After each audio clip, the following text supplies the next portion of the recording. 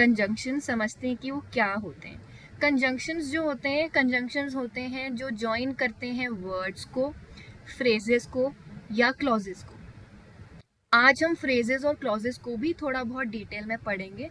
हमारी थोड़ी बहुत फाउंडेशन बिल्ड हो रखी है नाउन्स की, एडजेक्टिव्स की और एडवर्ब्स की, और उन्हीं पे बेस्ड अलग अलग टाइप के फ्रेजेस भी होते हैं और अलग अलग टाइप के क्लॉज भी होते हैं। तो हम पहले कंजंक्शंस और इंटरजेक्शंस पढ़ेंगे, बेसिक ग्रामर टॉपिक्स कंप्लीट कर लेंगे, फिर हम आएंगे फ्रेजेस एंड क्लॉजेस पे। ठीक है, तो बात करते हैं कंजंक्शंस की। कंजंक्शंस वो वर्ड्स होते हैं जो वर्ड्स, फ्रेजेस या क्लॉजेस को ज्वाइन करता है। अब इसी सेंटेंस में एक आपका कंजंक्शन है यहाँ पे और, ठीक है, तो और ज्वाइन कर रहा है यहाँ पे 3 वर्ड्स को, वर्ड्स, फ्रेजेस और क्लॉज को। ठीक है, ऑप्शन दे रहा है कि ये इसको भी डिस्क्राइब, इसको भी ज्वाइन कर रहा है, इसको भी ज्वाइन कर रहा है और इसको भी ज्वाइन कर रहा है। ठीक है, तो और एग्जाम्पल्स हो गए जैसे Ram and Shyam, he is poor but honest, I stayed home because it was raining. तो यहाँ पे एंड, बट और बिकॉज कंजंक्शंस इसलिए हैं क्योंकि वो या तो किसी वर्ड को ज्वाइन कर रहे हैं, दो या दो से ज़्यादा वर्ड्स को ज्वाइन कर रहे हैं, ठीक है, फ्रेजेस को ज्वाइन कर रहे हैं या फिर क्लॉज को ज्वाइन कर रहे हैं। ठीक है, अब इन्हीं कंजंक्शंस के होते हैं 3 टाइप्स। कोऑर्डिनेटिंग, जिन्हें हम एक एक्रोनिम से याद रखेंगे, फैन बॉयज। सेकेंड है सबऑर्डिनेटिंग, या इनको डिपेंडेंट क्लॉजेस भी के यूज में पाए जाते हैं, सबऑर्डिनेटिंग क्लॉज कंजंक्शंस आपको। और थर्ड है सबसे ईजीएस्ट टाइप, कोरिलेटिव। क्लास के एंड में, मतलब इस टॉपिक के एंड में हम कुछ जनरल कंजंक्शंस भी देखेंगे और साथ ही उसके यूजेस भी देखेंगे सेंटेंस में कि उनको कैसे यूज करा जाता है। ठीक है, तो आइए चलते हैं टाइप्स की तरफ। टाइप्स इतना मेन इंपॉर्टेंट नहीं है याद रखना कि कोऑर्डिनेटिंग है, सबऑर्डिनेटिंग है या कोरिलेटिव है। बस एक तरीके से फाउंडेशन बिल्ड हो जाएगी, जब भी आप कोई भी एग्जांपल देखेंगे तो आपको आइडेंटिफाई हो जाएगा कि अच्छा ये इस तरीके से सेंटेंस, फ्रेजेस या क्लॉजेस को ज्वाइन कर रहा है तो ये पक्का कंजंक्शन ही होगा। ठीक है, तो आइए डिस्कस करते हैं कोऑर्डिनेटिंग कंजंक्शंस। कोऑर्डिनेटिंग कंजंक्शंस जो होते हैं बेसिकली इक्वल आइडियाज को ज्वाइन करते हैं। ठीक है, अब कैसे ज्वाइन करते हैं हम एग्जांपल्स देख लेते हैं, उससे पहले समझते हैं फैन बॉयज। फैन बॉयज हर एक लेटर, हर एक कंजंक्शन को रिप्रेजेंट कर रहा है। ठीक है, एफ का मतलब for, A stands for and, उसी तरीके से नॉर, बट, और, येट और सो। ठीक है, जैसे एग्जांपल टी और कॉफी, पुअर बट ऑनेस्ट। ठीक है, तो इसी तरीके से यही जो कंजंक्शंस हैं, ये 7 है जो ये कोऑर्डिनेटिंग कंजंक्शंस होते हैं। कोऑर्डिनेटिंग कंजंक्शंस इक्वल आइडियाज को ज्वाइन करते हैं। ठीक है, अब कैसे ज्वाइन करते हैं, आइए हर एक चीज, हर एक कंजंक्शन का यूज देख लेते हैं। ठीक है, तो जो फॉर हम यूज करेंगे वो हम रीजन, एज जब भी हम कोऑर्डिनेटिंग कंजंक्शन, मतलब जब हम ज्वाइन करने के लिए यूज करेंगे सिमिलर आइडियाज को, तब हम फॉर यूज करेंगे। ठीक है, कैसे एक बार देख लेते हैं रीजन के लिए कैसे यूज करना है। Example, I stayed home for I was unwell. ठीक है, अब यहाँ पे हम बिकॉज भी यूज कर सकते थे, लेकिन जो बिकॉज होता है वो आपका सबऑर्डिनेटिंग कंजंक्शन होता है, क्योंकि वो 2 अलग अलग क्लॉजेस को ज्वाइन करता है। आपका एंड जो सिमिलर इंफॉर्मेशन को ऐड करने का काम करता है, जैसे रिया एंड मीना आर फ्रेंड्स। तो रिया मीना दोनों पर्सन है, पर्सन को के साथ मतलब similar information add, Riya and Meena are friends. ठीक है, नॉर आप तब यूज करेंगे जब कोई नेगेटिव आइडिया, यानी एंड का ही उल्टा लेकिन नेगेटिव सेंस में, जैसे he does not smoke nor does he drink, ना वो स्मोक करता है और ना ही वो ड्रिंक करता है। ठीक है, तो नॉर एक नेगेटिव आइडिया के लिए यूज करेंगे, ज्वाइन करने के लिए, ऐड करने के सेंस में, लेकिन नेगेटिव आइडियाज के लिए। बट आप यूज करेंगे जब आपको दिखाना हो कॉन्ट्रास्ट, यानी 2 ऑपोजिट चीजें। ठीक है, she is poor but honest. ठीक है, पुअर और ऑनेस्ट दोनों अलग अलग चीजें, कॉन्ट्रास्ट में। ठीक है, तो इन दोनों को जोड़ रहा है बट, लेकिन। ठीक है, और आता है आपके पास जब आपके पास चॉइस होती है या फिर ऑल्टरनेटिव होता है, वुड यू लाइक टी और कॉफ़ी। जब चॉइस है आपके पास, या तो आप चाय लेंगे या फिर आप कॉफ़ी लेंगे। फिर आता है आपका येट। येट जो होता है कॉन्ट्रास्ट तो दिखाता ही है, साथ में एक अनएक्सपेक्टेड रिजल्ट लेके आता है, ठीक है। बट में कभी भी रिजल्ट नहीं आता, ठीक है, लेकिन येट में हमेशा एक अनएक्सपेक्टेड रिजल्ट होगा। जैसे he is rich yet he is unhappy, ठीक है। हम यहाँ पे बट नहीं यूज कर सकते क्योंकि बट कभी भी एक अनएक्सपेक्टेड रिजल्ट के साथ नहीं देखने को मिलता फ्रीक्वेंटली, ठीक है। वैसे दोनों ग्रामेटिकली ठीक है, लेकिन क्योंकि हम एक अनएक्सपेक्टेड रिजल्ट दिखा रहे हैं, ठीक है, कॉन्ट्रास्ट के साथ साथ, इसलिए यहाँ पे येट यूज होगा, ठीक है। फिर आता है आपका सो दिखाता है result. It was raining so we stayed indoors, ठीक है। सो मत क्योंकि बारिश हो रही थी इसलिए हम लोग अंदर थे, सो, ठीक है। अब जो सो होता है वो एक वर्ड के साथ और पेयर में यूज होता है, सो दैट। फंक्शंस आप सबको समझ में आया? किसी को कोई डाउट, कुछ पूछना है तो आप पूछ सकते हैं, नहीं तो फिर हम आगे नेक्स्ट टाइप के कंजंक्शन पे बढ़ते हैं। अगर आपको समझ आया तो आप थम्स अप दिखा सकते हैं मुझे।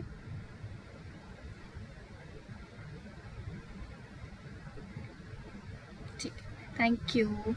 ठीक है, चलिए बढ़ते हैं नेक्स्ट चीज़ पे। सबऑर्डिनेटिंग कंजंक्शन, जैसे कि मैंने बोला, जो सबऑर्डिनेटिंग कंजंक्शंस होते हैं वो डिपेंडेंट क्लॉज को ज्वाइन करते हैं, ठीक है।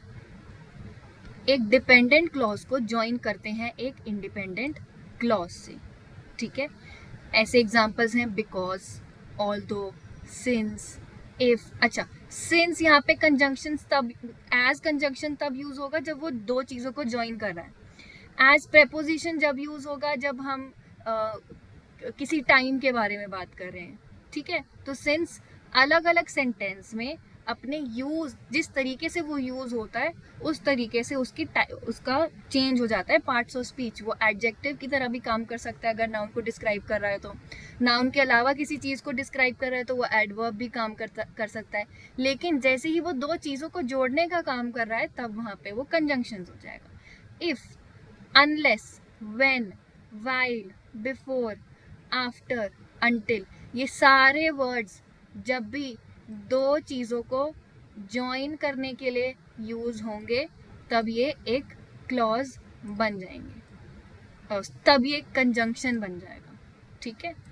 तो जैसे example, I stayed home because I was sick. Because join कर रहा है एक इंडिपेंडेंट क्लॉज को और एक डिपेंडेंट क्लॉज को, ठीक है। तो सबऑर्डिनेटिंग कंजंक्शंस जो होते हैं वो डिपेंडेंट क्लॉज को इंडिपेंडेंट क्लॉज से ज्वाइन करते हैं। आई वॉज सिक का मीनिंग तब तक इनकम्प्लीट रहेगा जब तक वो इससे कनेक्ट नहीं होगा, और कनेक्ट किससे होगा? कनेक्टिंग वर्ड से, जो कि है बिकॉज आपका कंजंक्शन, ठीक है। इतना समझ में आया? दो टाइप समझ में आए? कुछ नहीं है, बस हमें इतना याद रखना है कि अगर दो आइडियाज ज्वाइन हो रहे हैं तो वो कोऑर्डिनेटिंग है, लेकिन अगर दो क्लॉजेस ज्वाइन हो रहे हैं, ज्वाइन कौन से क्लॉजेस? इंडिपेंडेंट और डिपेंडेंट, तब वो सबऑर्डिनेटिंग है। ऑल्दो हमारा काम सिर्फ हर एक कंजंक्शन के यूज का है, दैट्स इट, ठीक है। चलिए नेक्स्ट देखते हैं कुछ कॉमनली यूज्ड कंजंक्शंस। अब सबऑर्डिनेटिंग कंजंक्शन ना हर एक चीज़ को दिखाने के लिए अलग अलग कंजंक्शंस यूज होते हैं, जिनमें से कुछ सिमिलर भी हैं, हम देखेंगे। जैसे टाइप, तो फर्स्ट टाइप है आपका सबऑर्डिनेटिंग कंजंक्शंस जो आपको दिखाते हैं टाइम, जैसे कि व्हेन, कि किस टाइम पर, ठीक है। Call me when you reach home, जब तुम घर पहुंच जाओ तब मुझे कॉल करना, ठीक है। When, while, during that time, मतलब उस टाइम पर, के दौरान। She red while I cooked, जब वो पढ़ रही थी उसी टाइम पर, उसी ड्यूरेशन में मैं खाना बना रही थी, ठीक है। आई कुक्ड। बिफोर, किसी चीज़ के पहले, earlier than. Wash your hands before eating, ठीक है। Before eating. अब यहाँ पे बिफोर ईटिंग आपका एक डिपेंडेंट क्लॉज हो जाएगा और इसी का मीनिंग इनकम्प्लीट है बिना इसके, वॉश योर हैंड्स। ठीक है, फिर है आपका आफ्टर, बिफोर का ही उल्टा ऑपोजिट, लेटर देन। ये था पहले और आफ्टर मतलब बाद में। We went out after the rain stopped, जब रेन रुक गई उसके बाद हम बाहर गए। ठीक है, तो dependent clause, independent clause. Until या टिल, अंटिल या टिल आप यूज करोगे up to a particular time, किसी टाइम तक। जैसे wait here until I return, यहीं पे वेट करो जब तक मैं आ रही हूँ। ठीक है, wait here till I return, दोनों ठीक है। सिंस कैसे यूज करेंगे, एज सबऑर्डिनेटिंग कंजंक्शन, किसी पर्टिकुलर टाइम से। ठीक है, I have known her since we were children. अब देखो, सिंस वी वर चिल्ड्रन, यहाँ पे एक पर्टिकुलर टाइम वो बता रहा है, लेकिन साथ में ये ज्वाइन भी तो कर रहा है इसको, डिपेंडेंट क्लॉज को, एक इंडिपेंडेंट क्लॉज से। तो यहाँ पे ये एडवर्ब नहीं है सिंस, यहाँ पे ये है कंजंक्शन, क्योंकि इसका काम क्या है, ज्वाइन करने का। ठीक है, एज सुन एज मतलब जितनी जल्दी हो सके, immediately after. Call me as soon as you arrive, जब तुम आ जाओ, जितनी जल्दी तुम आओ या जैसे ही तुम पहुंचो मुझे कॉल करना। ठीक है, immediately after, as soon as. फिर आता है वेन एवर, कभी भी। ठीक है, whenever I visit her she is happy, मैं जब भी या कभी भी मैं जब उसको विजिट करती हूँ तो वो हमेशा खुश होती है। ठीक है, अब यहाँ पे क्योंकि ये स्टार्टिंग में हम ये इससे कंफ्यूज नहीं होंगे कि ये ज्वाइन कर रहा है या नहीं, हम देखेंगे कि she is happy dependent clause है जो इससे ज्वाइन हो रहा है, whenever I visit her she is happy. ठीक है, या फिर मैं शी इज हैप्पी को यहाँ पे कर दूंगी तो आई विजिट हर, तो she is happy when ever I visit हर, तब भी ये एक सबऑर्डिनेटिंग कंजंक्शन। ठीक है, आप सबऑर्डिनेटिंग कंजंक्शन जिसको जो टाइम दिखाता है, समझ आया? किसी को कोई डाउट नहीं है तो हम आगे बढ़े। ठीक है, और देखते हैं बाकी। फिर आता है आपका शोइंग रीजन और कॉज, बिकॉज, सिंस और एज। अब देखो यहाँ पे भी सिंस है, यहाँ पे भी सबऑर्डिनेटिंग कंजंक्शन, लेकिन इसका काम यहाँ पे रीजन देने का है। साथ ही एज और बिकॉज का भी काम रीजन देने का ही है, और हम इनको इंटरचेंजेबली भी यूज कर सकते हैं। I stayed home because I was ill, I stayed home as I was ill भी हो सकता है। ठीक है, since it was raining we stayed indoors. अब सिंस की जगह मैं बिकॉज भी यूज कर सकती हूँ, कोई ग्रामेटिकल एरर नहीं होगा। Because it was raining we stayed indoors. ठीक है, as he was tired he went to bed. अब यहाँ पे भी मैं सिंस, बिकॉज या एज, तीनों में से कोई भी यूज कर सकती हूँ अगर मुझे रीजन दिखाना है तो। ठीक है, तो यहाँ पे सिंस का काम एक रीजन, एक कारण देने का है, इसीलिए ये अलग टाइप का कंजंक्शन यहाँ पे शो हो रहा है। नेक्स्ट है आपका एक और, अच्छा यहाँ पे गलती से लिख दिया है, यहाँ पे है कंडीशन।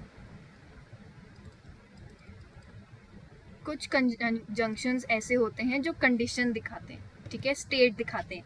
इफ, अगर, states a condition. If you work hard you will succeed, अगर आप मेहनत करोगे तो आपको सक्सेस मिलेगी। अनलेस मीन्स इफ नॉट, मतलब जब तक, अगर नहीं किया तो। इफ का उल्टा opposite, you will fail unless you study. ठीक है, अगर पढ़ाई नहीं करी तो फेल हो जाओगे। फिर आता है आपका प्रोवाइडेड दैट। प्रोवाइडेड दैट भी एक तरीके से कंडीशन, लेकिन उसके कुछ आउटकम्स होते हैं, या जैसे एग्जाम्पल से समझते हैं, you may go provided that you finish your work, तुम्हें जाने को तभी मिलेगा जब तुम अपना काम खत्म करोगे। ठीक है, प्रोवाइडेड दैट। फिर आता है एज लॉन्ग एज। ठीक है, जब तक। स्टेट्स अ कंडीशन, कैसे, you can stay as long as you remain quiet. हम कभी कभी क्लास में एंटर करते हैं, बच्चे शोर करते हैं, हम उनको खड़ा कर देते हैं सबको, फिर हम बोलते हैं जब तक आप लोग एकदम चुप नहीं होगे तब तक आप में से कोई भी नहीं बैठेगा। As long as you are not quiet you are not going to sit, right. तो वैसे ही जब तक कंडीशन है, हम उनको कंडीशन दे रहे हैं कि अगर आप चुप नहीं रहोगे तो आप बैठोगे नहीं। ठीक है, तो कंडीशन है यहाँ पे। इन केस, प्रिकॉशन दिखाता है, जैसे take an umbrella in case it rains, ठीक है, अगर बारिश हो जाए तो उसकी वजह से फिर तुम अम्ब्रेला ले लो ताकि सेव हो जाओ, गीले ना हो बारिश में, ठीक है। तो ये थे आपके 3 सबऑर्डिनेटिंग कंजंक्शन जो अलग अलग चीज़ें दिखाते हैं, टाइम, कॉज और स्टेट या कंडीशन, ठीक है। नेक्स्ट हम देखते हैं फाइनल 3 चीज़ें कंजंक्शंस की, सबऑर्डिनेटिंग कंजंक्शंस की। नेक्स्ट है हमारा शोइंग कॉन्ट्रास्ट, ठीक है। कॉन्ट्रास्ट 2 अलग अलग चीज़ें। अब कॉन्ट्रास्ट हमने कोऑर्डिनेटिंग कंजंक्शन में भी पढ़ा था, लेकिन यहाँ पे हम सबऑर्डिनेटिंग कंजंक्शन के कॉन्ट्रास्ट की बात कर रहे हैं। डिफरेंस ये है कि डिपेंडेंट क्लॉज को इंडिपेंडेंट क्लॉज से जोड़ रहा है, दैट्स इट। ऑल दो और इवन दो, तीनों चीज़ें कॉन्ट्रास्ट दिखाते हैं, ठीक है। तो अब अच्छा, एक रूल आप जान लीजिए, सेंटेंस में अगर कभी भी आपको ऑल दो इवन दो, मतलब सबऑर्डिनेटिंग कंजंक्शन के साथ आपको एक कोऑर्डिनेटिंग कंजंक्शन दिख रहा है ना, तो वो सेंटेंस ग्रामेटिकली इनकरेक्ट है। आगे आपको प्रैक्टिस क्वेश्चन जब हम करेंगे कंजंक्शन समझ के, तब आपको थोड़ा बहुत आइडिया और हो जाएगा। कभी भी सबऑर्डिनेटिंग और कोऑर्डिनेटिंग कंजंक्शंस एक साथ नहीं आते। ये मैं इसलिए बता रही हूँ क्योंकि एरर डिटेक्शन में काम आएगा, ग्रामेटिकली करेक्ट सेंटेंस आइडेंटिफाई करने में आपको हेल्प होगी, ठीक है। ऑल दो के साथ येट नहीं आता, मतलब ये जो जितने भी हैं ऑल या किसी भी सबऑर्डिनेटिंग कंजंक्शन के साथ कभी भी कोऑर्डिनेटिंग यानी फैन बॉयज वाले कंजंक्शंस कभी भी पेयर नहीं होंगे, ठीक है। तो ऑल दो का समझ लेते हैं, although he is poor he is happy, ठीक है। Though it was difficult she solved it, ठीक है। Even though he was tired he went to school,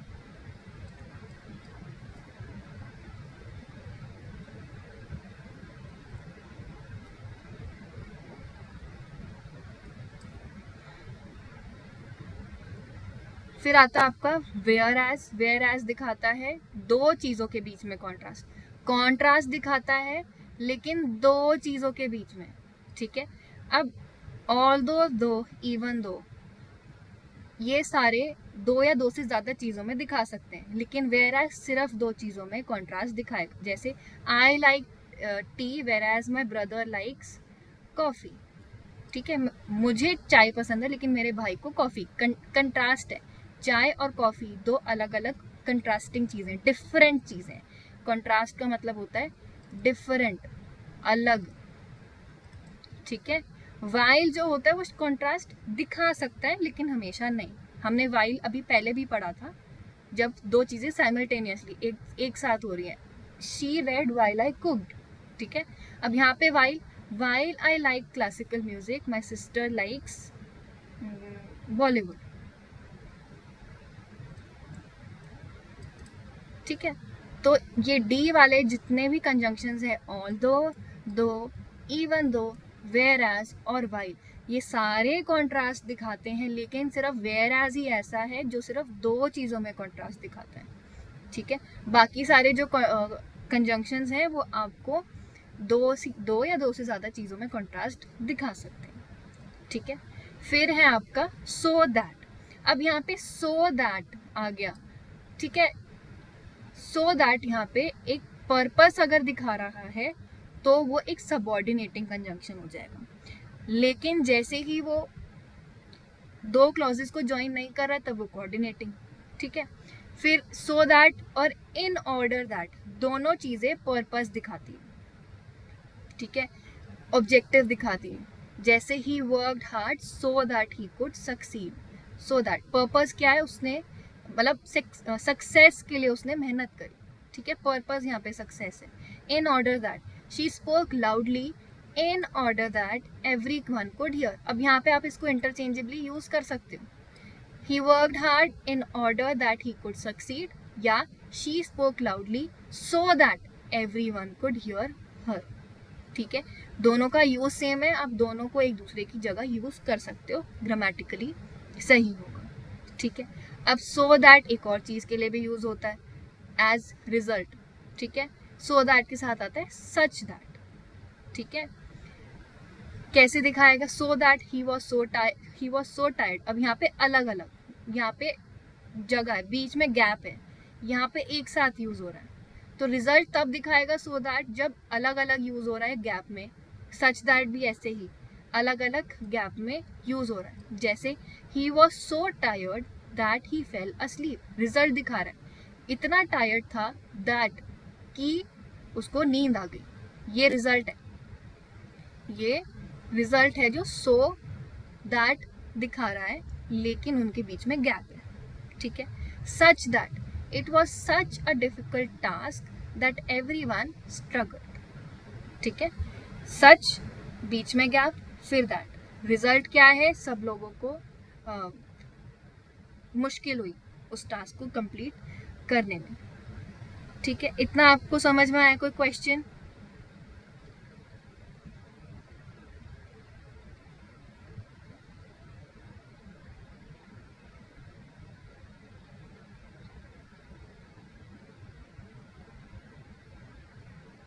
ठीक है,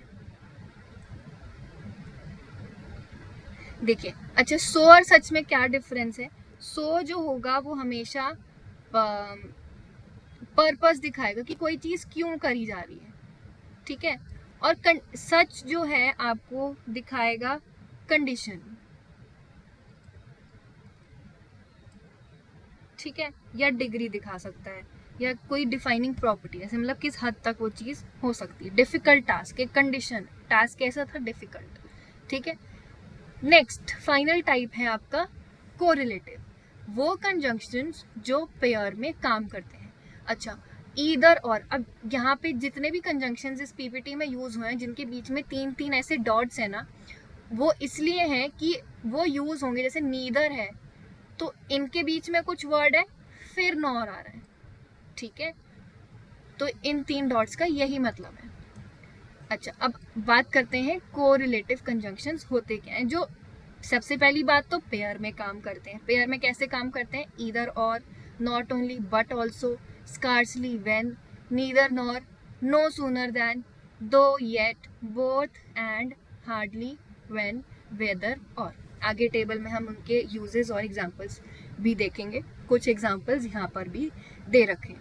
अच्छा, अब आपको पेयर्स में जो कंजंक्शंस काम करते हैं उसका आपको सब्जेक्ट, वर्ब और अग्रीमेंट का ये याद रखना है कि वो नियरेस्ट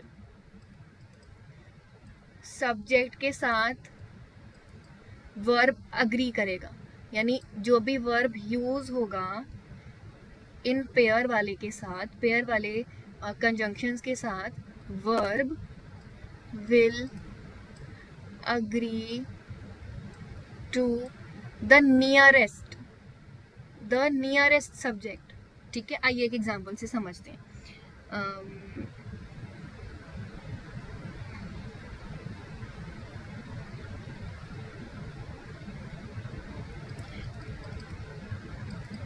ईदर मोहन और हिज फ्रेंड्स। अब मैं आपको चॉइस दे रही हूँ, इज आएगा या आर आएगा, एब्सेंट। नियरेस्ट सब्जेक्ट क्या है?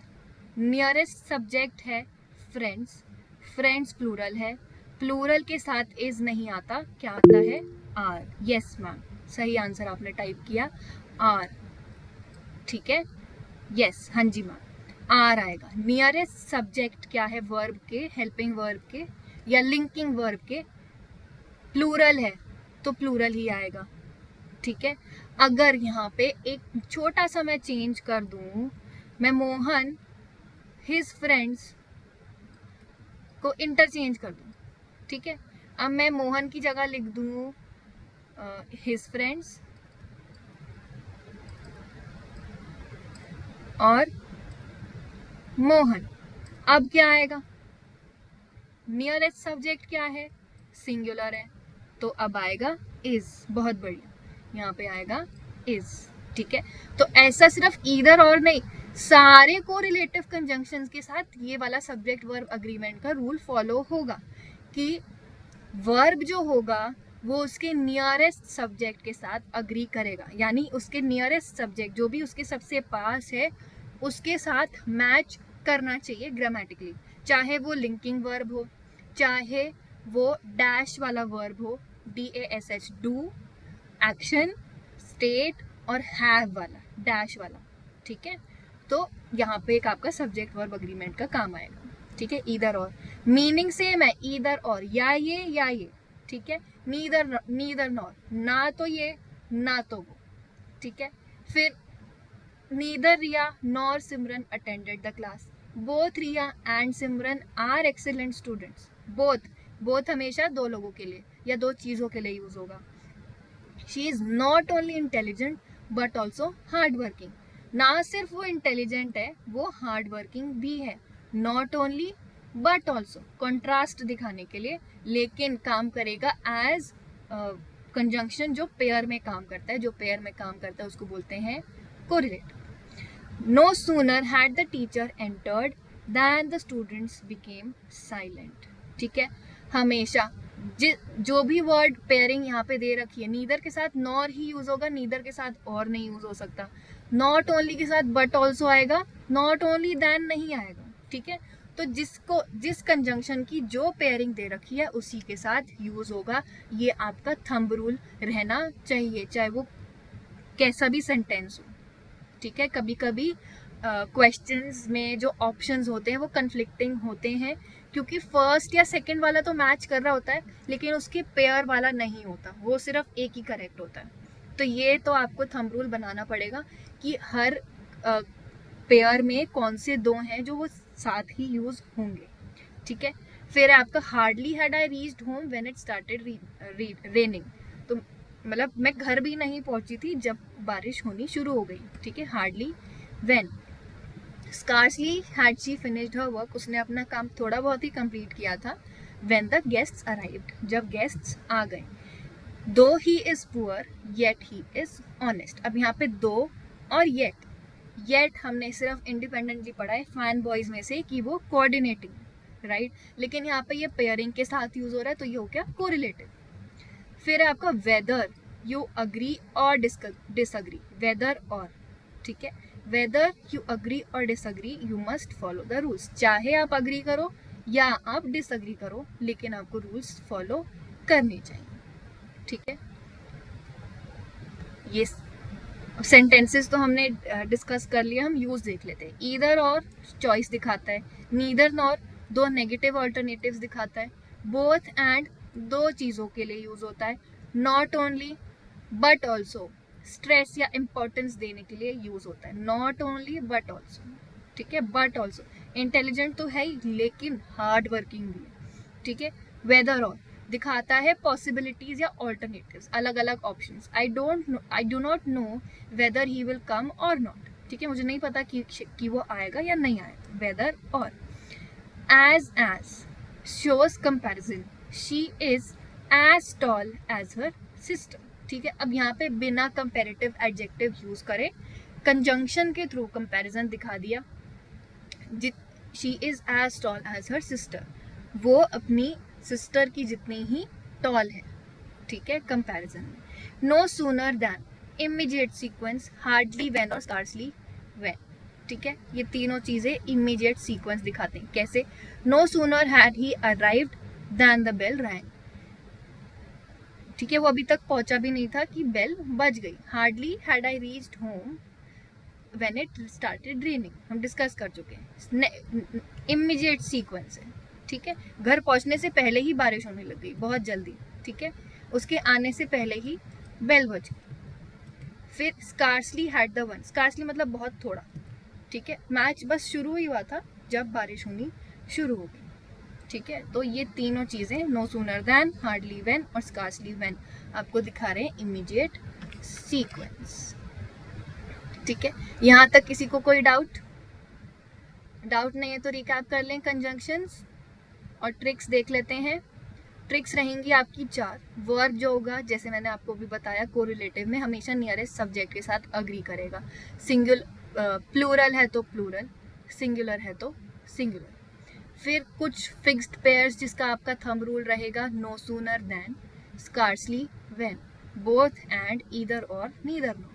ठीक है, तो ये फिक्स्ड पेयर्स हैं, इनके साथ और कुछ यूज नहीं होता। कभी भी डबल कंजंक्शंस नहीं आते। Although he was ill but he came, अब गलत है ये, मतलब ग्रामेटिकली इनकरेक्ट है। यूज करने का सबसे पहली बात तो हम इसको ड्रॉप कर सकते हैं। ऑल्दो ऑलरेडी हमको कंट्रास्ट दिखा रहा है, दो अलग अलग चीजें दिखा रहा है, तो इसको यूज करने का कोई मतलब ही नहीं बनता। ठीक है, तो हम इसको ड्रॉप कर सकते हैं। तुम्हारा सेंटेंस बन जाएगा, ऑल्दो ही वॉज इल ही केम। ठीक है, हालांकि वो बीमार था, वो फिर भी आया। फिर कभी भी डबल नेगेटिव्स, ये तो चाहे कंजंक्शंस हो चाहे कोई भी सेंटेंस हो, कभी भी हम डबल नेगेटिव्स यूज नहीं करते। जैसे I don't know nothing, don't भी नेगेटिव है, नथिंग भी नेगेटिव है, तो आई डोंट नो एनीथिंग होगा। ठीक है, तो ये 4 आपकी ट्रिक्स रहेंगी कंजंक्शंस के लिए भी और ओवरऑल बाकी सेंटेंसेस के लिए भी, जो आपको काम आएंगी। चलें प्रैक्टिस क्वेश्चंस करें, या किसी को कोई डाउट है? अगर डाउट नहीं है तो आप प्लीज़ मुझे थम्स अप दिखा दीजिए ताकि हम चले प्रैक्टिस क्वेश्चंस की तरफ।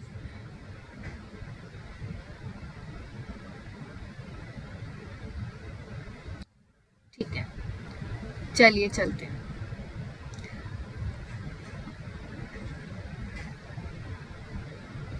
फर्स्ट क्वेश्चन,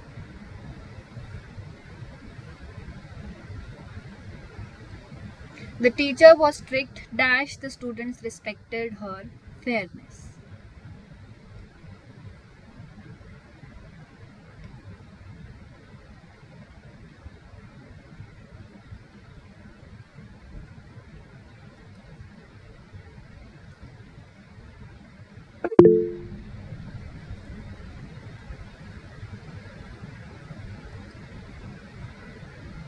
ओके, और कोई?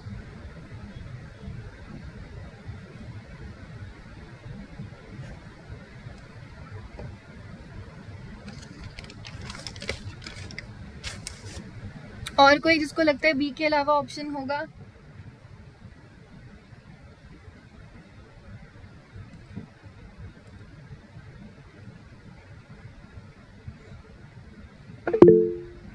सी, ओके,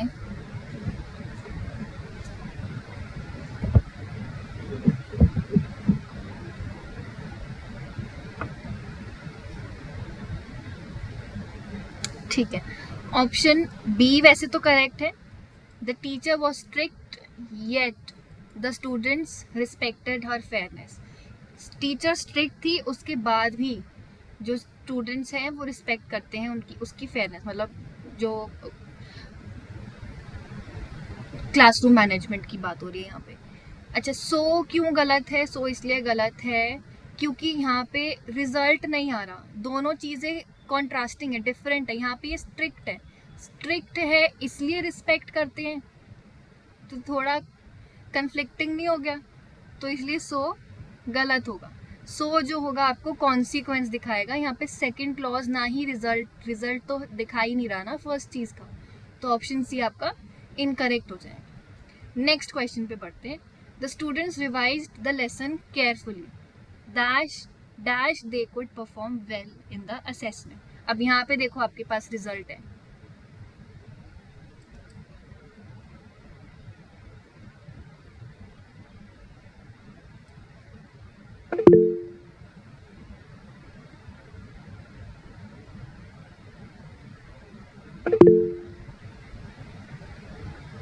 ओके, ऑप्शन बी। और कोई?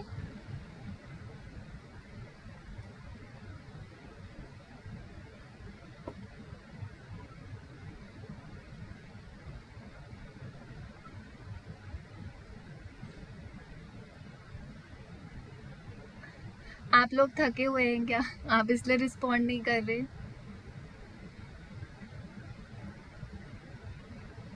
चलिए कोई बात नहीं, ऑप्शन बी करेक्ट आंसर है। The students revise the lesson carefully so that they could perform well in the assessment. ठीक है, next question, choose the grammatically correct sentence. यहाँ पे आपको चारों में से कोई एक ट्रिक काम आएगी। देखिए कौन सा सेंटेंस ग्रामेटिकली करेक्ट है।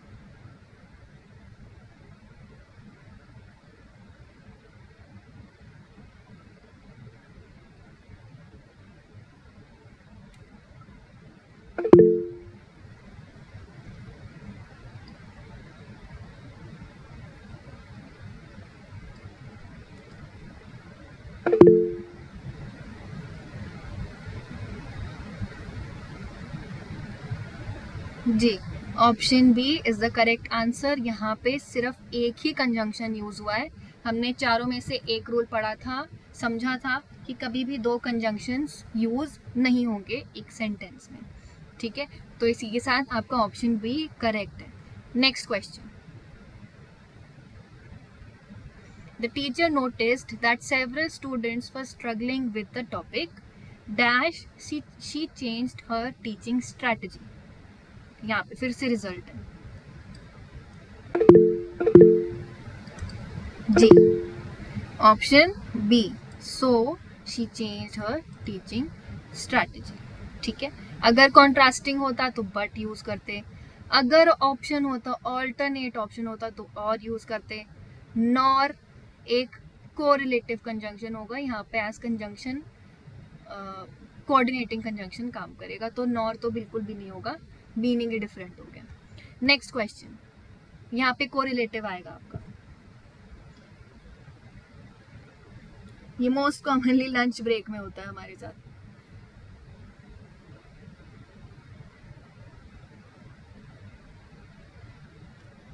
Dash had the bell rung, dash the students rushed out of the classroom. Ma'am pairing देखिए, पेयरिंग देखनी है, एक minute.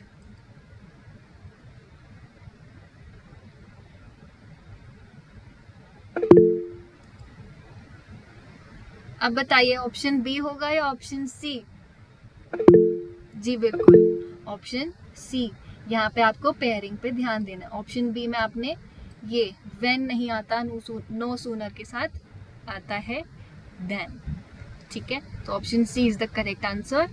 Next question, the teacher stayed after school dash several students needed additional help. यहाँ पे है आपका reason, option A जी बिल्कुल, option A is the correct answer. Because several students needed additional help. Reason ये है कि इन बच्चों को एडिशनल हेल्प चाहिए थी, इसलिए टीचर रुकी after school.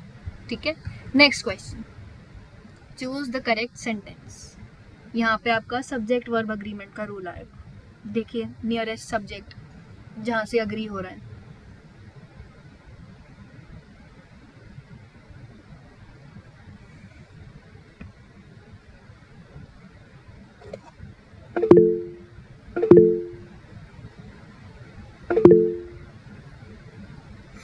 Ji, option B, neither the teacher nor the students were ready for inspection.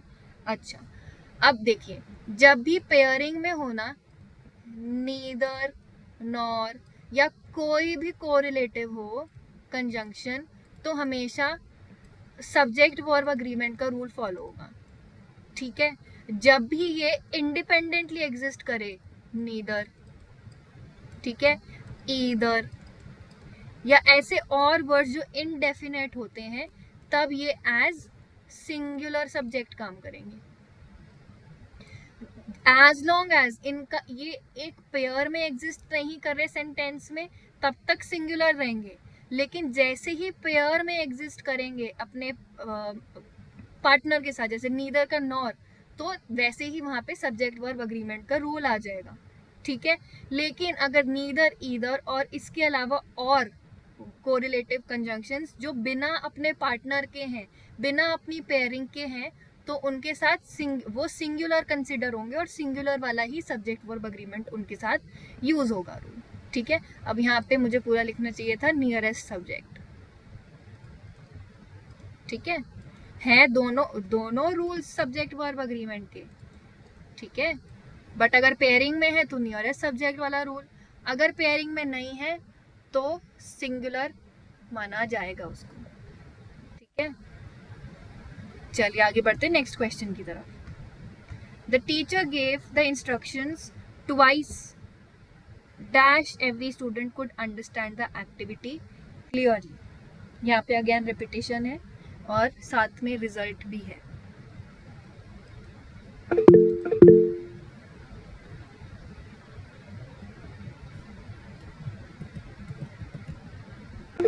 Okay, option B option B दोनों ठीक लग रहे हैं। The teacher gave the instruction twice unless every student could understand the activity. Okay, यहाँ पे एक चीज समझेंगे, इंस्ट्रक्शन 2 बार दिए गए हैं, ठीक है। अब ये नहीं मेंशन होता तो ऑप्शन ए करेक्ट हो सकता था। टीचर ने तब तक इंस्ट्रक्शन दिए जब तक हर एक स्टूडेंट को समझ नहीं आ गया, तब हम अनलेस यूज करते। The teacher give instructions unless every student could understand the activity. अगर ये नहीं होता तो ऑप्शन ए करेक्ट होता, लेकिन क्योंकि ट्वाइस है, ठीक है, तो सो दैट आएगा। ऑल्दो ये कोई रूल नहीं है, यहाँ पे मेंशन है कि 2 बार ही दिया है, ठीक है। तो 2 बार जब तक तो थोड़ा सा वो इनकरेक्ट साउंड कर रहा है, राइट। तो ट्वाइस दे रखा है तो so that option B will be the correct answer, ठीक है। The teacher give instruction twice 2 बार so that every student could understand the activity, ठीक है। Second last question for conjunctions, then हम चलेंगे इंटरजेक्शंस की तरफ। She is dash intelligent dash hard working.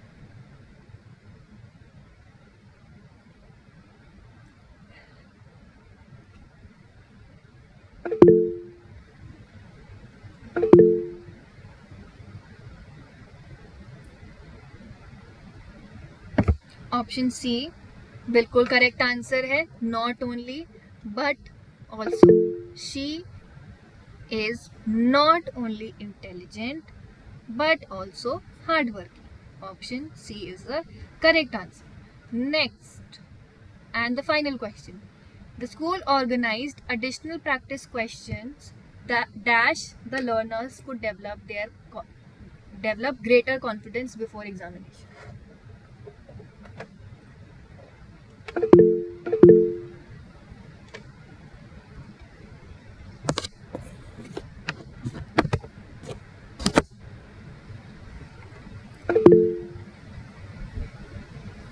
Option B so that correct, ठीक है। तो इसी के साथ आपका कंक्लूड होता है कंजंक्शंस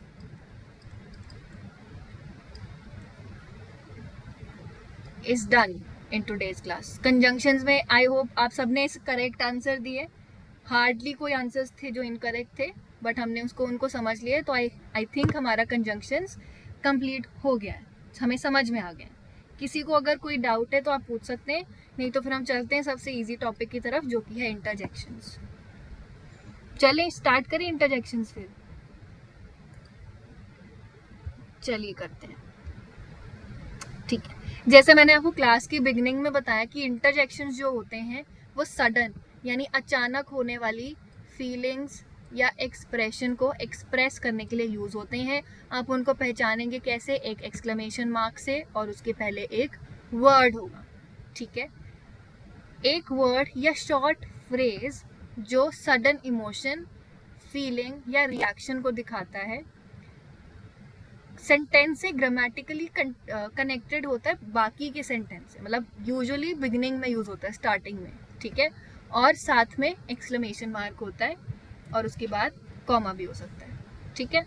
एक्सक्लेमेशन मार्क की जगह कॉमा भी हो सकता है, लेकिन ये वर्ड्स एज इंटरजेक्शंस ही काम करेंगे, ठीक है।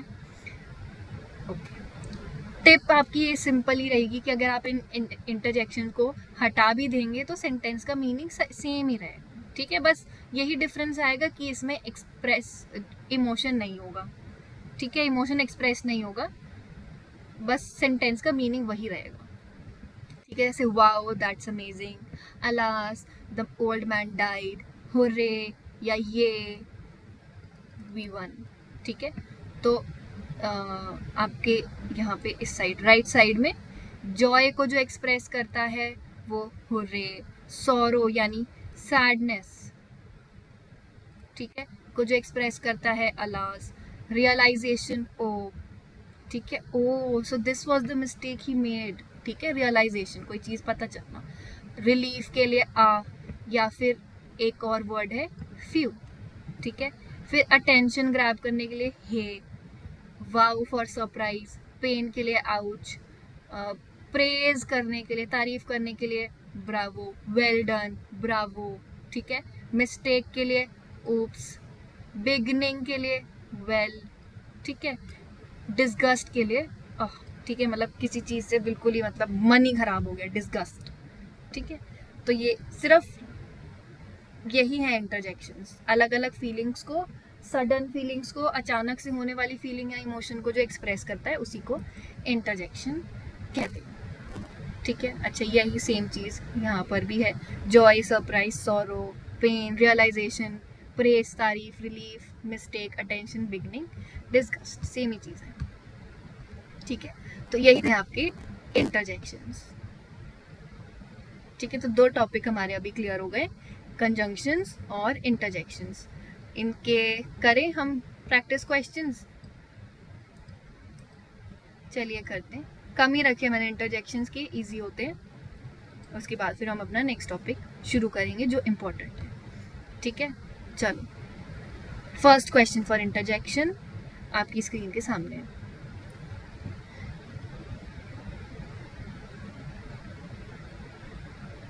Dash, we have finally completed the project before the deadline.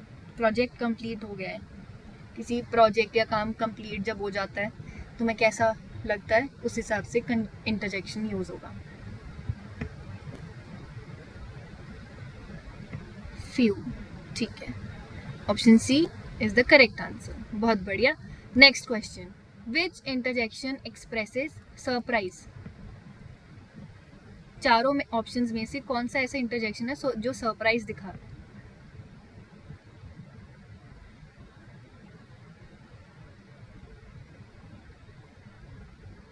जी बिल्कुल, option B wow correct answer है, जो सरप्राइज दिखा रहा है।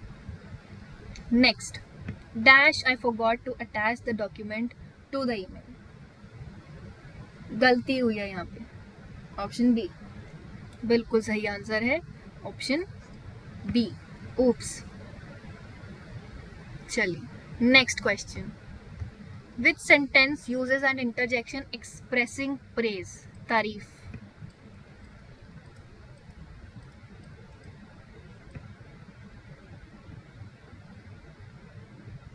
जी बिल्कुल, option C bravo, you presented the topic with great clarity, ठीक है। नेक्स्ट,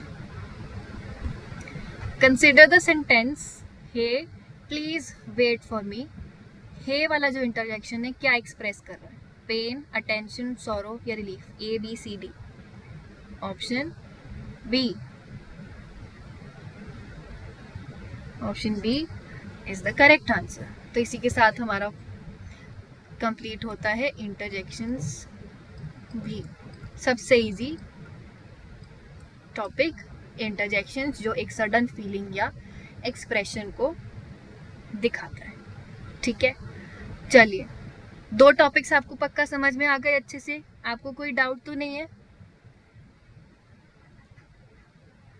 ठीक है, चलिए नेक्स्ट टॉपिक शुरू करते हैं अपना।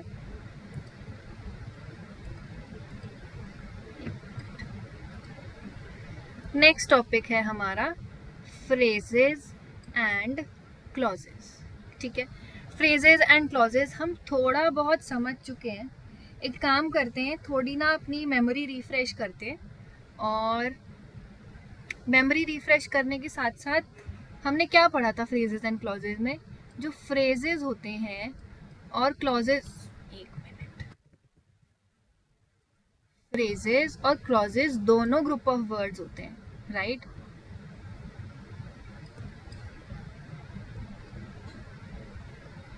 सिंगुलर यूज करते हैं, फ्रेज एंड क्लॉज, ठीक है, दोनों ग्रुप ऑफ वर्ड्स होते हैं।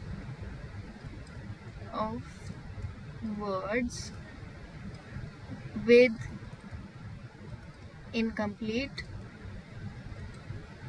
meaning, वो ग्रुप ऑफ वर्ड्स जिनका मीनिंग जो होता है इनकम्प्लीट होता है, अधूरा होता है, ठीक है। अब क्लॉज भी होते हैं वही वर्ड्स, वही ग्रुप ऑफ वर्ड्स होते हैं जिनका समवॉट मीनिंग होता है। फ्रेजेस से तो मीनिंग थोड़ा बहुत क्लैरिफाइड होता है, ठीक है, वो हमारे क्लॉजेज होते हैं, ठीक है। बट फ्रेजेस और क्लॉजेज सिर्फ इसी डेफिनेशन तक लिमिटेड नहीं, ठीक है। बार बार फ्रेजेस एंड क्लॉजेस आपको सीटेट में डराएगा कि कौन से टाइप का फ्रेज है या कौन से टाइप का क्लॉज है, ठीक है। तो टाइप, मेन टाइप्स जो होते हैं वो होते हैं नाउन फ्रेज या क्लॉज, एडजेक्टिव फ्रेज या क्लॉज और एडवर्ब फ्रेज या क्लॉज।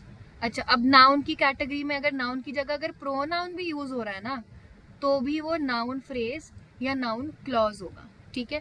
अगर अब किस बेसिस पे हम आइडेंटिफाई करेंगे, हम आइडेंटिफाई करेंगे इस बेसिस पे कि इसका फंक्शन क्या है, ठीक है।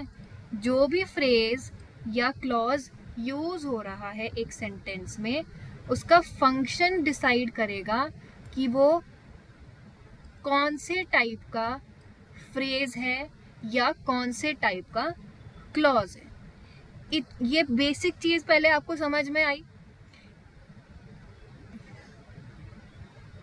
कि जिस तरीके से जिस तरीके का उसका काम है एक सेंटेंस में, उस वही डिसाइड करेगा कि फ्रेज या क्लॉज नाउन फ्रेज या क्लॉज है, एडजेक्टिव फ्रेज है या एडजेक्टिव क्लॉज है, या एडवर्ब फ्रेज या एडवर्ब क्लॉज है। अभी जब हम मीनिंग्स कह रही हूँ, एग्जाम्पल्स के साथ देखेंगे ना, तब थोड़ा बहुत और मीनिंग आपको क्लियर होगा कि डिफरेंस क्या है, ठीक है।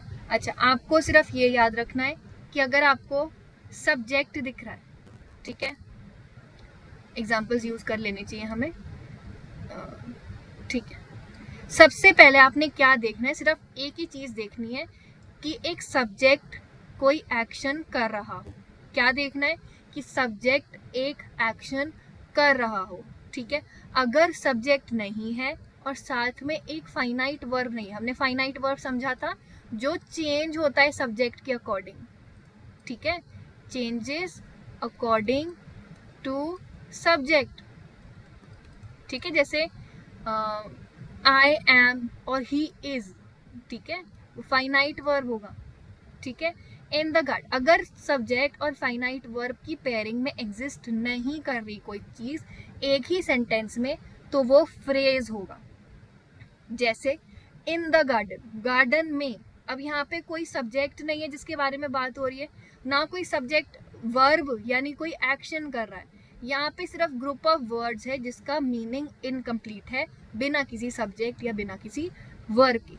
Similarly the tall boy, to win the match, अब ये तीनों चीजों का meaning as group of words में इनकम्प्लीट है। क्यों? क्योंकि इसमें सब्जेक्ट और फाइनाइट वर्ब नहीं है, साथ ही क्योंकि ये दोनों चीजें नहीं है इसलिए वो एक फ्रेज है। इसी का उल्टा होता है क्लॉज, ठीक है। क्लॉज में एक सब्जेक्ट होता है और एक फाइनाइट वर्ब होता है। अब हम बात सेंटेंस के सब्जेक्ट की नहीं कर रहे, हम बात कर रहे हैं उस क्लॉज के सब्जेक्ट की, ठीक है। हम एग्जाम्पल से बिल्कुल समझेंगे, बस आपने वन पॉइंट ऑफ डिफरेंस हमेशा ये याद रखना है कि क्लॉज में एक सब्जेक्ट और फाइनाइट वर्ब होगा। फाइनाइट वर्ब यानी वो वर्ब जो सब्जेक्ट के अकॉर्डिंग चेंज होता है, ठीक है। व्हेन ही केम होम, ठीक है, ही सब्जेक्ट, सब्जेक्ट से आपको याद रखना है नाउन या प्रोनाउन होना चाहिए उसमें। केम होम फाइनाइट वर्ब, ही केम, ठीक है, चेंज हो रहा है टेंस या सब्जेक्ट के अकॉर्डिंग। टेंस, नंबर और सब्जेक्ट के अकॉर्डिंग फाइनाइट वर्ब चेंज होते हैं। टेंस, नंबर और सब्जेक्ट के अकॉर्डिंग फाइनाइट वर्ब चेंज होते हैं। Because she was tired, she was subject finite verb, ठीक है।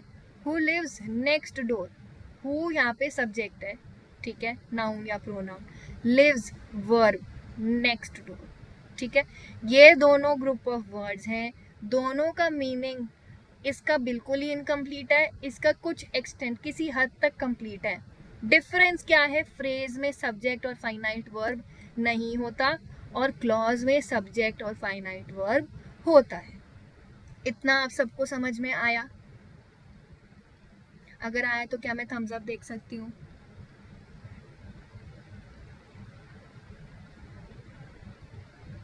ठीक है, ओके। अगर आप कोई सब्जेक्ट आइडेंटिफाई कर सकते हैं जो एक्शन, कोई एक्शन कर रहा है या किसी स्टेट में है, तो वो क्या होगा, फ्रेज, जैसे इन द गार्डन। और क्लॉज तब होगा जब एक सब्जेक्ट होगा और उसके साथ एक वर्ब होगा। ठीक है, तो ये आपको याद रखना है हमेशा। No subject no finite verb then it is a phrase. If it has a subject and a finite verb then it is a clause. ठीक है, अच्छा अब आते हैं किस तरीके से वो फंक्शन कर रहा है। अगर वो नाउन के तरीके से फंक्शन कर रहा है तो आप पूछें एक question, who for persons and what for thing. ठीक है, ask the intelligent boy won the prize. Underlined noun phrase ये है। ठीक है, प्राइज किसने जीता, who won the prize, the intelligent boy. ठीक है, तो क्योंकि इसमें नाउन है, ठीक है, इसीलिए ये एक नाउन फ्रेज है। अब हम कंफ्यूज नहीं होंगे इंटेलिजेंट से, जो कि एक एडजेक्टिव है। ठीक है, इससे कंफ्यूज नहीं होना है। क्यों नहीं होना है, क्योंकि जब हम फ्रेज के बारे में यहाँ पे बात कर रहे हैं ना, तो बॉय किसके बारे में बात कर रहे हैं, किसी पर्सन के बारे में बात कर रहे हैं, तो ये नाउन फ्रेज होगा। ठीक है, ये जो एडजेक्टिव है ये नाउन के साथ यूज हो रहा है। ठीक है, तो नाउन पे फोकस है यहाँ पे, इसीलिए बॉय क्योंकि इस पूरे सेंटेंस का सब्जेक्ट है, साथ ही तो यहाँ पे एक द इंटेलिजेंट बॉय। ठीक है, अब इसमें बॉय के साथ अभी जो ये अंडरलाइंड है इसके साथ वर्ब नहीं है, इसके बाद में वर्ब है, इसीलिए ये एक फ्रेज है। ठीक है, सब्जेक्ट ढूंढना है, सब्जेक्ट के साथ ढूंढना है कि अगर वो एक्शन कर रहा है या नहीं, लेकिन सिर्फ फ्रेज में। ठीक है, अगर मैं इसी सेंटेंस में बोलूं, एक क्वेश्चन है मेरा आपसे, अगर मैं बोलूं वन द प्राइज, क्या ये एक नाउन फ्रेज हो सकता है?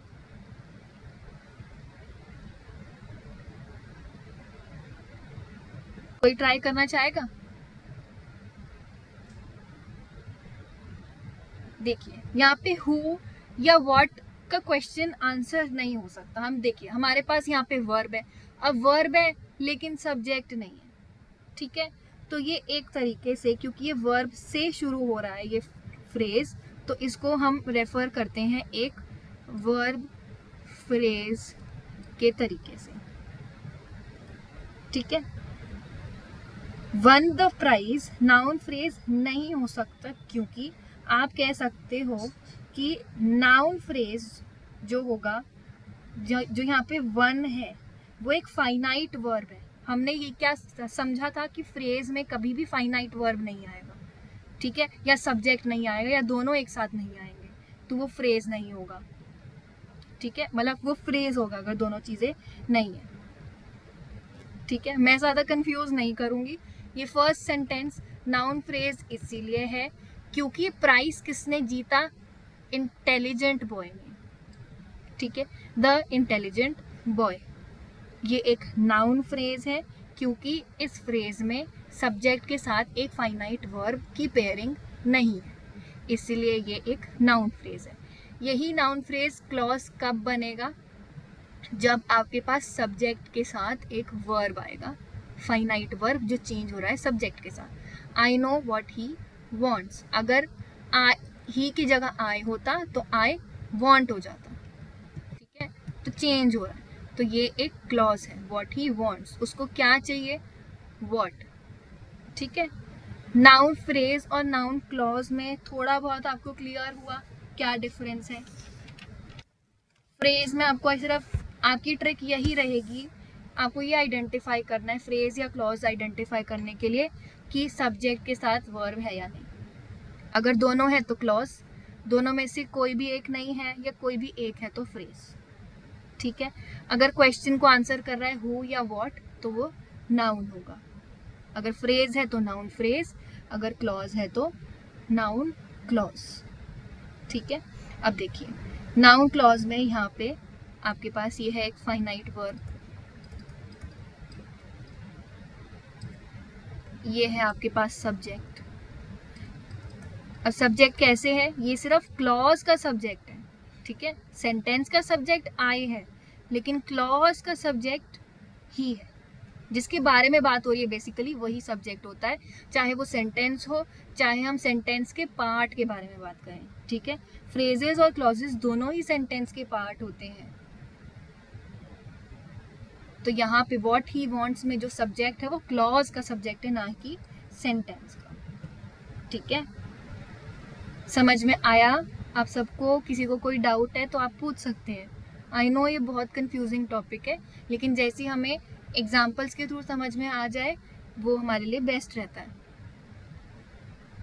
कोई डाउट नहीं है किसी को? फिर हम आगे बढ़े नेक्स्ट टाइप की तरफ।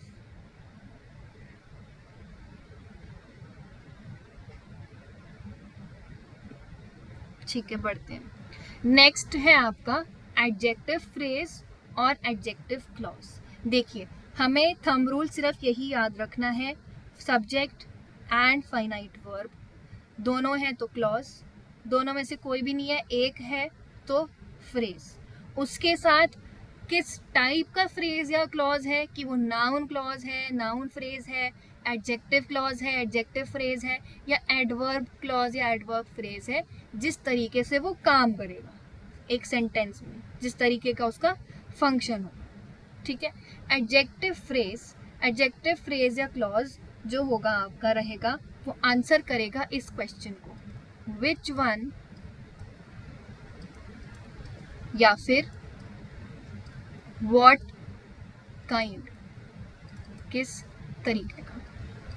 ठीक है, the boy in the blue shirt is my brother. यहाँ पे फ्रेज है आपका इन द ब्लू शर्ट।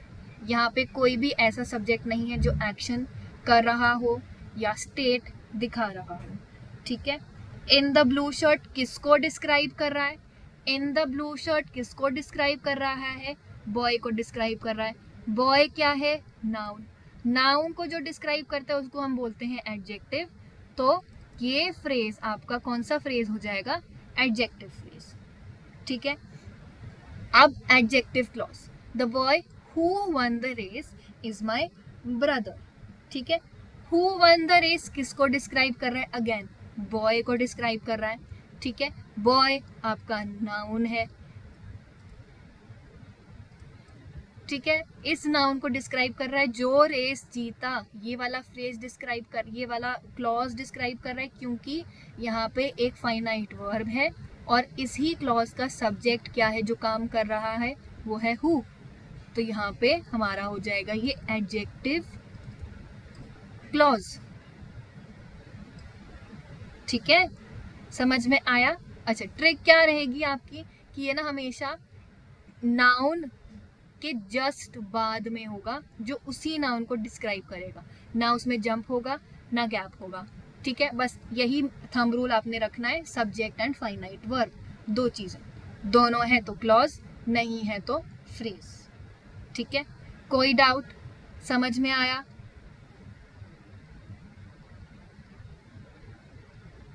ठीक, नेक्स्ट है आपका एडवर्ब वाला क्लॉज। ठीक है, he went home after the examination. अच्छा, एडवर्ब वाला जो फ्रेज होगा वो क्वेश्चन को आंसर करेगा व्हेन, वेयर कहाँ पे, कब कहाँ, क्यों, वाई, हाउ,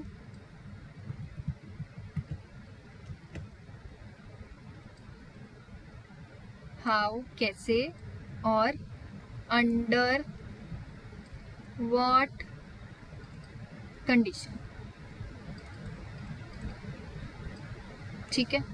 एग्जाम्पल से समझते हैं। He went home after the examination, वो कब घर गया, आफ्टर द एग्जामिनेशन। कोई सब्जेक्ट नहीं है, कोई फाइनाइट वर्ब नहीं है, तो ये हो गया फ्रेज। किस क्वेश्चन को आंसर कर रहा है, कब, कब गया। When did he go home, कब गया, व्हेन, तो क्या हो जाएगा, एडवर्ब। तो ये हो गया आपका एडवर्ब फ्रेज, ठीक है। नेक्स्ट सेंटेंस, एडवर्ब क्लॉज कब होगा, सेम सेंटेंस है, यहाँ पे और चीज ऐड हो गई, एंडेड, एग्जामिनेशन एंडेड, ठीक है।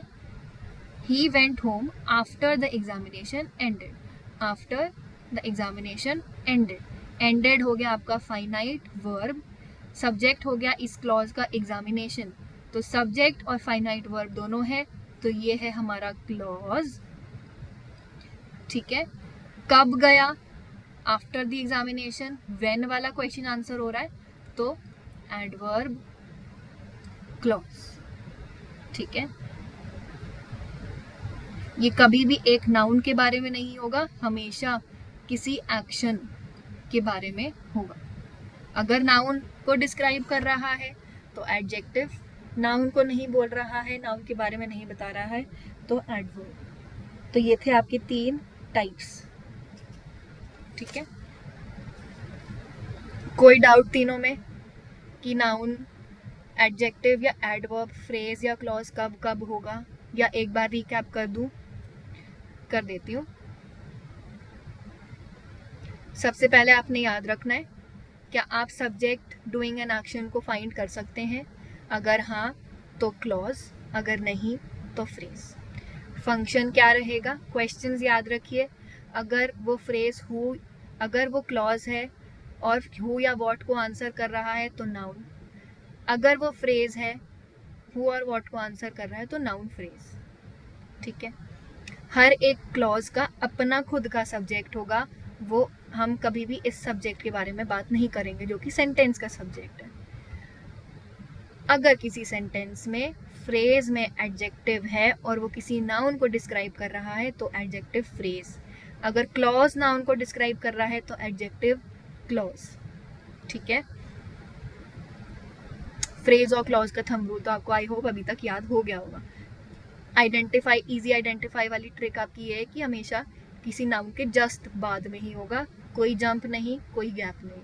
लास्ट टाइप था आपका एडवर्ब, अगर वो क्वेश्चंस आंसर कर रहा है व्हेन, कब, कहाँ, क्यों, कैसे और किस कंडीशन में, तो वो एडवर्ब होगा, ठीक है।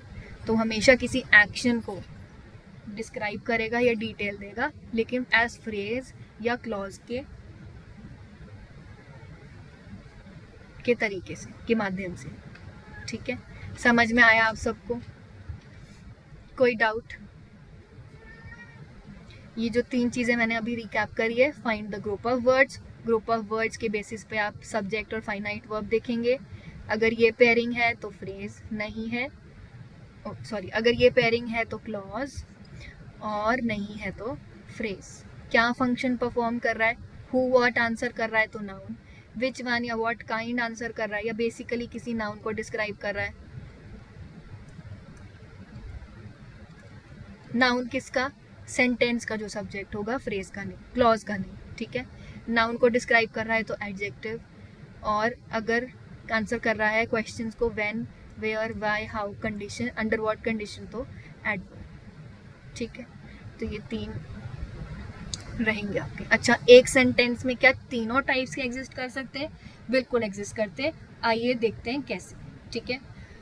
एक सेंटेंस है आपकी स्क्रीन के सामने, the boy in the red shirt, boy in the red shirt who won the race went home because he was tired, ठीक है। अब the boy in the red shirt, अब ये पूरा ये नाउन फ्रेज है, क्यों, कौन सा बॉय, रेड शर्ट में कौन, बॉय, ठीक है, noun phrase. In the red shirt, boy को कौन डिस्क्राइब कर रहा है, रेड शर्ट, एडजेक्टिव, ठीक है, तो adjective phrase, noun phrase, adjective phrase. Who won the race, जो रेस जीत गया, ठीक है। अगेन रेस कौन जीता, रेस कौन जीता, बॉय जीता। बॉय क्या है, नाउन है, नाउन को डिस्क्राइब कौन करता है, adjective. Who won the race में, हु सब्जेक्ट हो गया क्लॉज का, ये फाइनाइट वर्ब हो गया, ठीक है, तो दोनों है तो एडजेक्टिव क्लॉज हो गया, ठीक है। बिकॉज ही वॉज टायर्ड, क्योंकि वो थका हुआ था, क्यों, क्वेश्चन को आंसर कर रहा है ना, क्यों, वाई, तो adverb clause. Was tired finite verb subject, तो ये एडवर्ब क्लॉज, ठीक है। समझ में आया आप सबको? क्वेश्चंस करें, कोई डाउट है तो आप पूछ सकते हैं।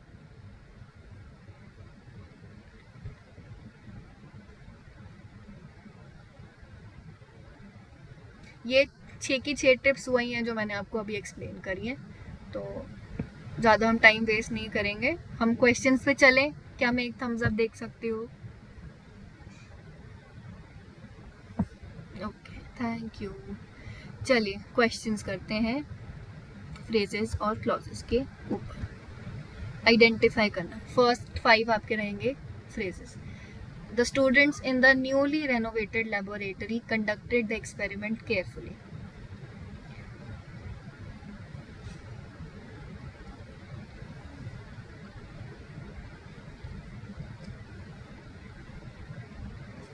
Option C, adverb phrase.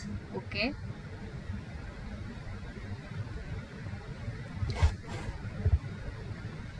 और कोई? Option B.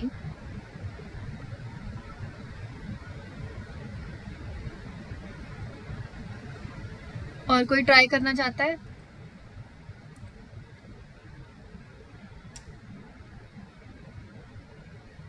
चलिए देखिए, एनालाइज करते हैं। In the newly renovated laboratory, renovated मुझे यहाँ पे ये दिख गया, एक newly renovated laboratory,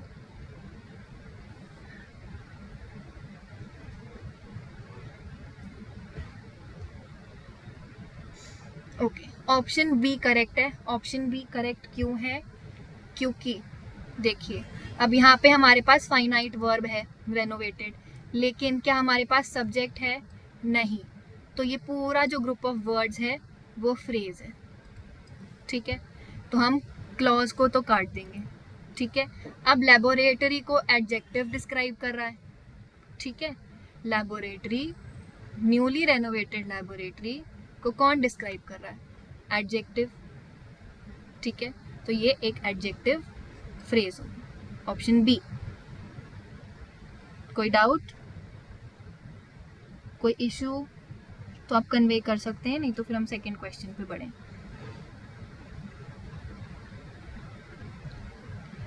okay, the officer responsible for the investigation submitted the report. Identify कीजिए, फर्स्ट रूल यूज कीजिए, no subject no verb then it is a phrase, दोनों है तो क्लॉज।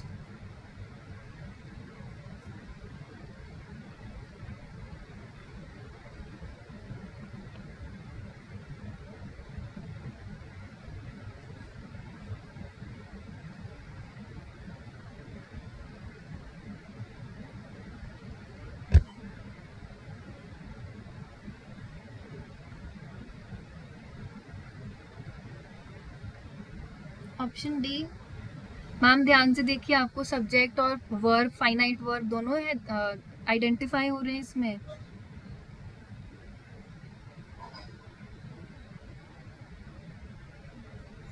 कोई बात नहीं, साथ में करते हैं। यहाँ पे आपको सब्जेक्ट दिख रहा है? नहीं, सब्जेक्ट है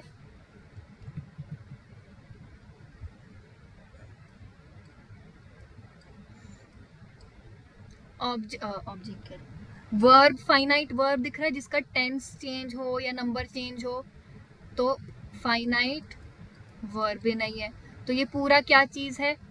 फ्रेज है, ठीक है, तो क्लॉज तो हमारा गया। अब आइडेंटिफाई करेंगे फंक्शन क्या है, किस तरीके से। अब phrase, responsible for the investigation, who, कौन है रिस्पॉन्सिबल इन्वेस्टिगेशन के लिए?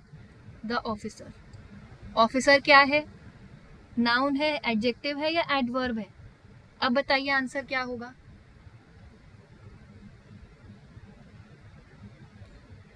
सबसे पहले हमने आइडेंटिफाई करा कि अंडरलाइन चीज क्या है, उसके बाद सब्जेक्ट है या फाइनाइट वर्ब है या नहीं।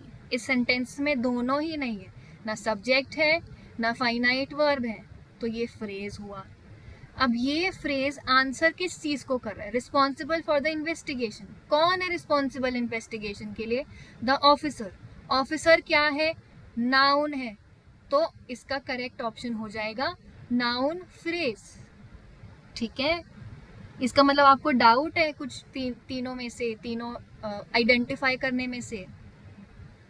मैं फिर से एक्सप्लेन करूं, आप चाहते हैं, या एक्सरसाइज करके आपको थोड़ा बहुत आइडिया हो जाएगा? एक्सरसाइज, ठीक। Who had prepared the presentation independently? Okay, सबसे पहले तो ये क्लॉज है क्योंकि एक सब्जेक्ट के साथ फाइनाइट वर्ब हैड प्रिपेयर्ड, तो अब हु आ रहा है, हम हु से कंफ्यूज हो गए हैं कि ये नाउन क्लॉज होगा। इस नाउन ने प्रेजेंटेशन कैसे प्रिपेयर करी है? तो कैसे को कौन आंसर कर रहा है यहाँ पे? कैसे प्रेजेंटेशन प्रिपेयर करी है? इंडिपेंडेंटली, जो कि नाउन को डिस्क्राइब कर रहा है। डिस्क्राइब कर रहा है, तो कौन सा क्लॉज हुआ?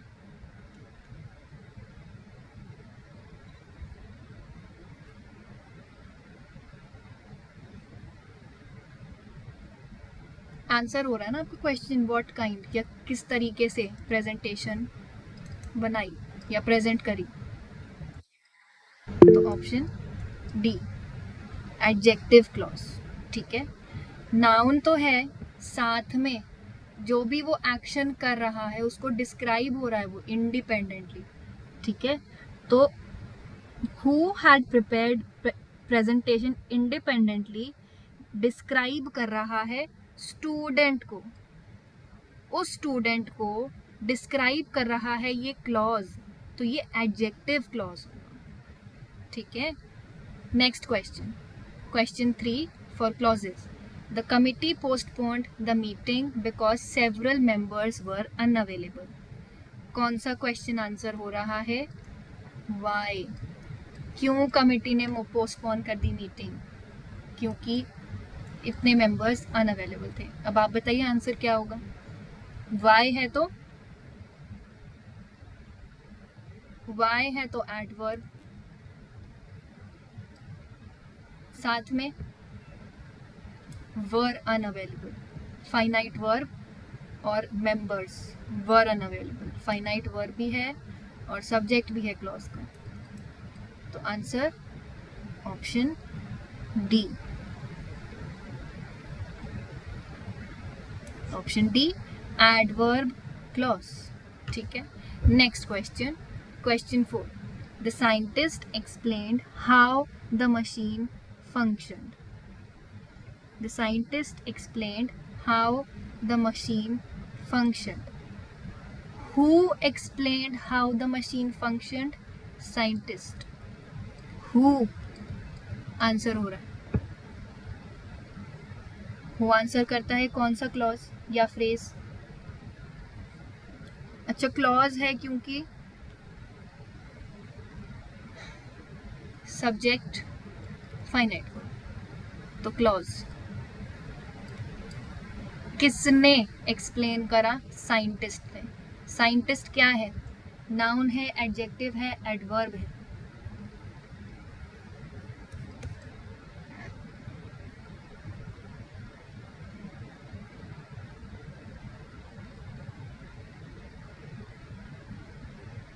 जी बिल्कुल, option A, noun clause. Scientist, who, noun.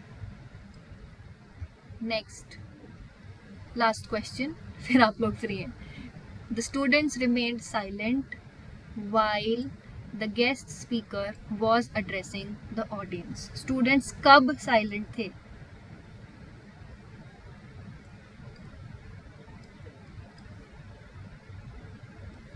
ये रहा आपका फाइनाइट वर्ब, क्लॉज का सब्जेक्ट, दोनों चीज़ें। तो क्लॉज, अब आइडेंटिफाई कीजिए कौन सा है।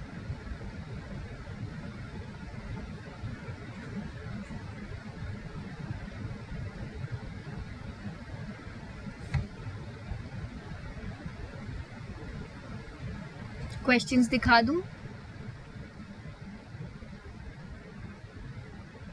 एक सेकंड।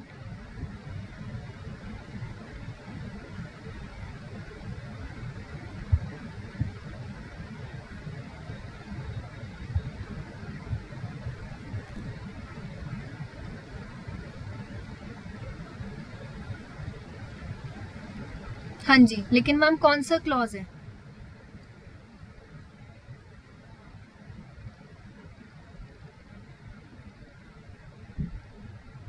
व्हेन क्वेश्चन को आंसर कर रहे हैं। कब स्टूडेंट साइलेंट थे? जब guest speaker was addressing the audience. Option B, yes, when use होता है आपका एडवर्ब क्लॉज दिखाने के लिए। तो इसी के साथ आपका एक और टॉपिक भी कंप्लीट होता है जो कि है फ्रेजेस एंड क्लॉजेस। तो आज की क्लास में हमने कंजंक्शंस, इंटरजेक्शंस, यहाँ तक हमारा पार्ट्स ऑफ स्पीच कंप्लीट हो गया था। ठीक है, पार्ट्स ऑफ स्पीच का एक और चीज़ हम और किस तरीके से आइडेंटिफाई कर सकते हैं, फ्रेज और क्लॉज के तरीके से, फ्रेज एंड क्लॉज। तो ये था हमारा पार्ट्स ऑफ स्पीच के final 3 topics, conjunctions, interjections, phrase and clause. आज के किसी भी टॉपिक में किसी को कोई भी डाउट? फ्रेज एंड क्लॉज में आप जितना क्वेश्चंस उसके आइडेंटिफाई करेंगे ना, आपको क्वेश्चन आइडेंटिफाई करते ही फ्रेज या क्लॉज आइडेंटिफाई हो जाएगा कि कौन से टाइप का है। 3 ही टाइप के होते हैं, नाउन, एडजेक्टिव, एडवर्ब। ठीक है, बस आपको एक सेंटेंस में क्या देखना है, सेंटेंस में सिर्फ ये देखना है कि सब्जेक्ट है और फाइनाइट वर्ब है या नहीं। यही 3 चीज़ें याद रखनी है। 3 क्या, 2 चीज़ें, ये और ये। तो इसी के साथ आपकी आज की क्लास ख़त्म होती है। सॉरी मैंने आपका थोड़ा एक्स्ट्रा टाइम ले लिया क्वेश्चंस कराने के लिए, बट वो भी इक्वली इम्पोर्टेंट था। अगर आपको कोई डाउट है तो आप पूछ सकते हैं, नहीं तो आज की क्लास हम ख़त्म करते हैं। आप सभी का बहुत बहुत शुक्रिया एक्टिवली पार्टिसिपेट करने के लिए और आज की क्लास अटेंड करने के लिए। You all can leave.